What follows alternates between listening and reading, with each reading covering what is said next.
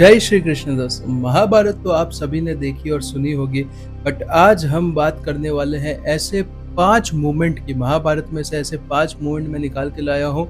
अगर वो नहीं होते तो आज महाभारत महाभारत नहीं होता। कौन से 5 मोमेंट, वो आगे डिस्कस करेंगे। पर नंबर 1 जो मोमेंट मैं बताऊंगा वो सबसे इम्पोर्टेंट होने वाला है, वो ये वीडियो का सार होने वाला है। इसके लिए वीडियो में अंत तक जरूर बने। आगे बढ़ने से पहले, जैसे मैं हर टाइम बताता हूँ, आज भी बताता हूँ, ये टॉप 5 की अपनी सीरीज चल रही है।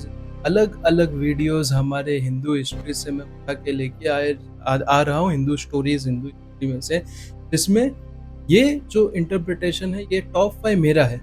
आप अपना इंटरप्रिटेशन है, आपके हिसाब से कोई इससे भी बड़ा मोमेंट हो सकता है, कमेंट में ज़रूर बताइए। क्योंकि यहाँ पे ये नहीं हम डिस्कस कर रहे हैं या कंपैरिजन नहीं कर रहे हैं, हम यहाँ पे क्या कर रहे हैं, अपनी हिस्ट्री, अपनी स्टोरीज की बातें किए जा रहे हैं। और आप कुछ मुझे सिखाइए, मैं कुछ आपको बताता हूँ, और साथ में ग्रो करते हैं। तो इसी के साथ में स्टार्ट करते हैं number 5 moment, number 5th moment, 5वें नंबर का मोमेंट, जो कि है कर्ण की डेथ। यहाँ हम ये तो बात करेंगे ही कर्ण की डेथ कैसे हुई, बट ये इम्पोर्टेंट नहीं है। इम्पोर्टेंट क्या है, कर्ण की डेथ के पीछे क्या वजह थी। कर्ण की डेथ के पीछे 3 श्राप थे जो कर्ण को लगे थे। पहला श्राप आता है जब कर्ण यंग था, जब वो द्रोणाचार्य के पास शिक्षा लेने आया है, जब द्रोणाचार्य सबको सिखा रहे थे, पांडवों कौरवों को, बट कर्ण को नहीं सिखाते बिकॉज वो सूत पुत्र होता है। ये स्टोरी आपको पता होगा, बिल्कुल, हाँ जी पता है। तो कर्ण क्या करता है, भार्गव परशुराम जो विष्णु के अवतार थे उसके पास सीखने के लिए जाता है। परशुराम, जैसे आपको पता है, वो सिर्फ ब्राह्मणों को सिखाते थे। कर्ण झूठ बोलता है कि मैं ब्राह्मण हूँ और वहां पे सीखने चले जाता है। बाद में जब भगवान परशुराम को पता चलता है कि कर्ण ने झूठ बोल के सब शिक्षा प्राप्त की है, उसका इंटेंट तो मतलब उसका शिक्षा लेने का तरीका सही था पर उसका इंटेंशन सही नहीं था। कैसे पता चलता है, एक जगह पे दोनों आराम कर रहे होते हैं, कर्ण को पैर में एक इंसेक्ट या एक कीड़ा काटता है जिसका पेन अनबिलीवेबल होता है, पर वो कुछ भी रिएक्ट नहीं करता क्योंकि भगवान परशुराम की नींद ना खुल जाए। जब भगवान परशुराम देखते हैं उसका इतना खून बह रहा है और उससे कुछ नहीं बोला, तो उसको पता चलता है कि ये ब्राह्मण नहीं हो सकता, ये जरूर क्षत्रिय है। और इसके लिए कर्ण को शाप मिलता है कि तूने झूठ बोल के ये सब सीखा है, मुझे धोखा दे के सब सीखा है, तो जब तुझे इसकी सबसे ज्यादा जरूरत होगी ये ज्ञान की, तब तू ये ज्ञान का उपयोग ही नहीं कर पाएगा। ओके, तो ये पहला श्राप था, अभी तक और भी है। नंबर 2 पे कर्ण शिकार के टाइम पे एक गौ माता की हत्या कर देता है, और वो ब्राह्मण जिसकी गौ माता होती है वो उसे गौ हत्या के लिए एक श्राप देता है कि जैसे ये मेरी गाय बेबस होके मर रही है, तू भी एक दिन ऐसे ही बेबस होके मरेगा। एक और श्राप है जब कर्ण के रथ का पहिया फंस जाता है धरती में, एक खड्डे में, तब वो क्या करता है, पूरी धरती को ही चीर देता है वो पहिया निकालने के लिए। तब धरती माँ कर्ण को शाप देती है कि जैसे तूने एक छोटे से काम के लिए मेरे साथ इतना बड़ा चीर दिया है पूरी धरती को, जब तुझे ये पहिए की जरूरत पड़ेगी सबसे ज्यादा, तब मैं इसको अपने पास रख लूंगी और तू इसको निकाल नहीं पाएगा। जैसे आप ये फोटो में देख सकते हो, कर्ण आता है अपने आखिरी वॉर में, लास्ट वॉर की, आज मैं अर्जुन का संहार करने वाला हूँ। तब क्या होता है, तब उसके रथ का पहिया फंस जाता है, नीचे धंस जाता है। वो अपने मंत्रों का उच्चारण करके शस्त्रों का आह्वान करता है, पर वो को कुछ मंत्र याद ही नहीं आते बिकॉज परशुराम जी का शाप वो टाइम पे एक्टिवेट हो जाता है। और तीसरा, जब वो पहिया निकालने जाता है, तब भगवान श्री कृष्ण अर्जुन को बोलते हैं कि this is the correct time to kill Karna. यही एक सही समय है जब तू कर्ण को मार सकता है, क्योंकि इसके बाद ये नहीं मरने वाला। अर्जुन को लगता है ये तरीका सही नहीं है कर्ण को मारने का, क्योंकि वो निहत्था है, वो बेबस है, पर भगवान बताते हैं कि यही बेबसी उसको श्राप के रूप में मिली थी जब उसने गौ हत्या की थी। तो यहाँ से ट्रेजेक्टरी चेंज होती है। कर्ण की डेथ के बाद ऑलमोस्ट पांडवों का रास्ता एकदम साफ हो जाता है, और ये मोमेंट है नंबर 5 पे। अगर ये अच्छा लगा मोमेंट, ये स्टोरी अच्छी लगी आपको, तो कमेंट में ज़रूर बताइए। जय श्री कृष्ण के। और आते हैं हम अपने नंबर 4 मोमेंट पे, जो कि है अभिमन्यु की मृत्यु। अभिमन्यु एक ऐसा युवक जो टीनेज में था, अपने अर्जुन का पुत्र था, वॉर में लड़ने के लिए आया था, भगवान श्री कृष्ण का भांजा था। वॉर में आता है, लड़ता है बहुत अच्छा, बट एक दिन ऐसा होता है कि कौरव लोग प्लानिंग करते हैं कि हम चक्रव्यूह बनाएंगे। चक्रव्यूह कैसा, एक ऐसा चक्रव्यूह जिसको भेदने की कला सिर्फ अर्जुन को पता है, जो उसके अंदर सेफली जा सके और सेफली वापस आ सके और अंदर जो भी खड़े हैं उनको हरा सके। बट वो लोग प्लानिंग करते हैं कि अर्जुन को जानबूझ के किसी और दिशा में लेके चले जाते हैं कि वो अलग जगह पे टाइम पास कर रहा है, मतलब कुछ लोगों से लड़ रहा है और यहाँ पे कोई भी उधर चक्रव्यूह को तोड़ना नहीं जानता, तो हम सीधे सब पांडवों को मार देंगे। बट वो टाइम पे अभिमन्यु खड़ा होता है, क्योंकि अभिमन्यु का ऐसा कहानी है कि जब वो सुभद्रा माँ प्रेग्नेंट थी, तब अभिमन्यु ने पेट में रह के ये सब शिक्षा ग्रहण की थी। जब अर्जुन सुभद्रा को बता रहा था, अभिमन्यु भी सुन रहा था। पर कैच यहाँ पे ये है कि जो सुभद्रा थे वो आधा सुन के, अंदर जाने का वे सुन के सो गए थे। तो अभिमन्यु को अंदर जाने का वे पता था, बट वापस रिटर्न आने का वे नहीं पता था। बट और कोई ऑप्शन नहीं था, इसके लिए अभिमन्यु जाता है अंदर। सभी कौरव मिलके, अभी यहाँ पे एक इम्पॉर्टेंट चीज है, बहुत सारे लोग कर्ण को हीरो समझते हैं, राइट? पर कर्ण भी यहाँ पे उन्हीं कौरवों के साथ मिलके पीछे से वार करता है और अभिमन्यु की जान लेता है। एक छोटा बच्चा जो कि टीनेज में था, उसकी यहाँ मृत्यु होती है। कौरव सब मिलके एक साथ उसको मारते हैं और यहाँ पे अभिमन्यु का जैसे ही अंत होता है, अर्जुन वो टाइम पे बहुत गुस्सा हो जाता है। वो एक लेता है शपथ की, अगर अभिमन्यु का जिसने मारा था जयद्रथ, जो कि मेन कल्प्रिट था, जो दुर्योधन का जीजाजी था, अगर मैं उसको सूर्यास्त तक नहीं मारूंगा अगले दिन, तो फिर मैं खुद चिता में जल जाऊंगा।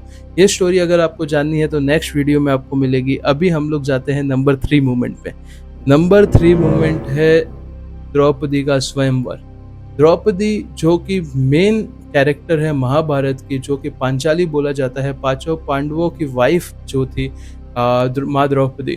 द्रौपदी कौन थे? वो राजा द्रुपद की बेटी थी और धृष्टद्युम्न जो कि पांडवों का सेनापति था, उसकी बहन थी। और धृष्टद्युम्न और द्रौपदी दोनों भाई बहन थे जो यज्ञ से उत्पन्न हुए थे, करेक्ट? तो यहाँ पे उसका स्वयंवर रखा जाता है। स्वयंवर के लिए बहुत ही कठिन परीक्षा होती है। अगर आप देख सको, नीचे पानी है, ऊपर एक सर्कल है जिसमें मछली गोल गोल घूम रही है। जो भी जीतेगा स्वयंवर, जिसका शादी होगा माँ द्रौपदी से, उसको क्या करना है? नीचे देख के ऊपर मछली की आंख में निशाना लगाना है। बहुत सारे योद्धा आते हैं, नहीं हो पाता है किसी से। कर्ण आता है, कर्ण जो था वो कर सकता था ये, पर द्रौपदी उसको इंसल्ट कर देती है कि भाई मैं सूत पुत्र से शादी नहीं करूंगी, मैं खुद क्षत्रिय हूँ, तो मैं इससे कैसे कर सकती हूँ। फिर अर्जुन और अन्य पांडवों का वो टाइम पे वनवास चल रहा रहता है, बट वो वहां पे आते हैं। अर्जुन ब्राह्मण के वेश में आता है और वो टास्क कंप्लीट करता है। फिर पांचाली को लेके वो जाते हैं माँ कुंती के पास और कुंती को बोलते हैं कि हम तुम्हारे लिए गिफ्ट लाए हैं। तो कुंती बोलती है कि जो भी गिफ्ट है पांचों भाई एक साथ बांट के खा लेना। हो आपको आगे स्टोरी पता होगा कि कैसे पांचों पांडवों की वाइफ बनती है द्रौपदी। तो दिस इज नंबर 3 मूवमेंट, जब अर्जुन जीतता है ये टास्क स्वयंवर। सॉरी, नंबर 2 आता है द्रौपदी का चीरहरण। आपको पता होगा महाभारत में पांडव और कौरव 2 पार्टीज है। एक जगह पे पांडव है, एक जगह पे कौरव है। पांडव 5 भाई, कौरव 100 भाई।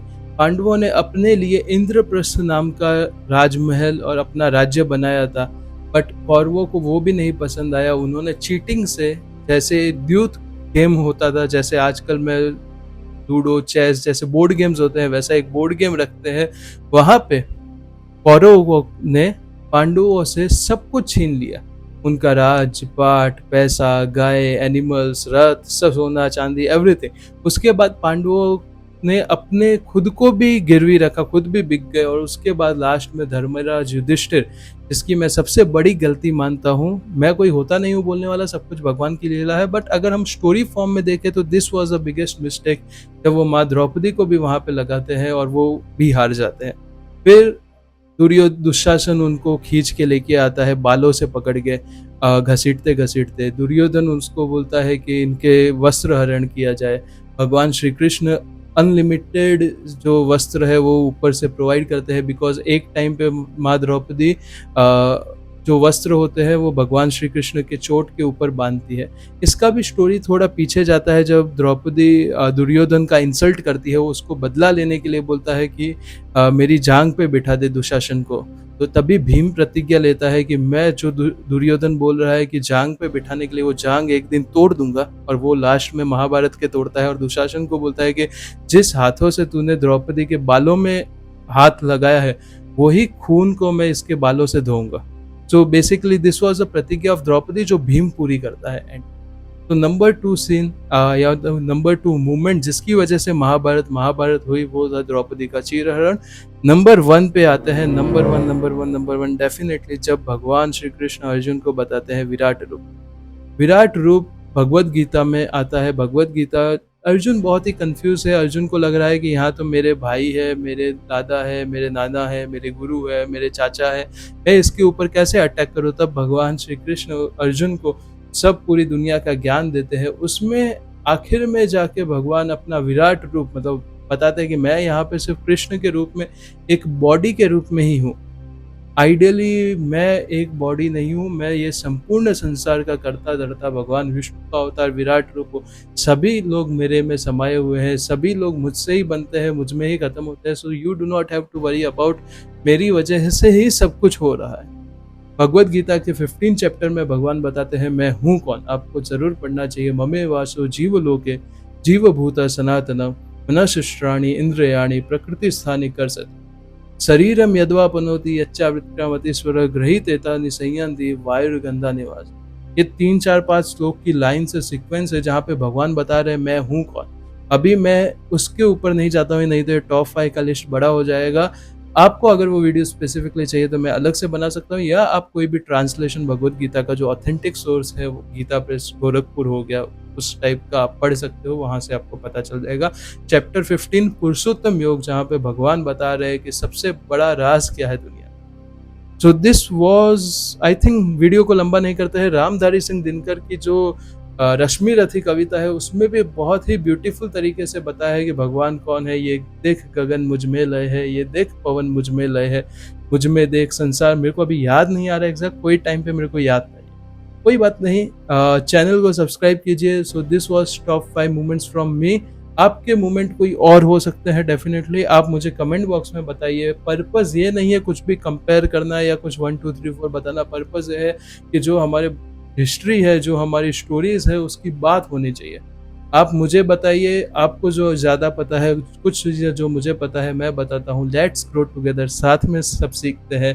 तो क्या करते हैं, ये वीडियो को यहीं पे स्टॉप करते हैं। चैनल को सब्सक्राइब कीजिए, वीडियो को लाइक कीजिए, कमेंट करके एंगेज कीजिए, जय श्री कृष्ण लिख के बताइए ये वीडियो कैसा लगा। और हाँ, कुछ इम्प्रूवमेंट की ज़रूरत है तो प्लीज़ बताइए। Happy to discuss, happy to improve my self. Thank you so much. जय श्री कृष्ण।